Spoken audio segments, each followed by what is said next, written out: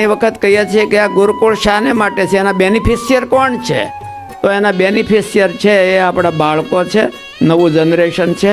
એટલે એને માટે કાર્ય કરીએ છીએ. બાળકો વધુ અને વધુ ભગવાન તરફ જોડાય એને માટે તમે ખૂબ પ્રયત્ન કરો છો. અને અહીંના બાળકોને પણ બહુ ધન્યવાદ દેવા ઘટે છે કે એક બાળક છે એ સ્પેશિયલ પોતાની પ્રતિભા ધરાવે છે. વધારેનો વધારે એની પ્રતિભાઓ ખીલે એને માટે આ જે વડીલો છે તમે પ્રયત્ન કરો છો ને વધુ પ્રયત્ન થાય અને મહારાજ રાજી થાય એવી મહારાજના ચરણોમાં પ્રાર્થના કરું છું. સહજાનંદ સ્વામી મહારાજ.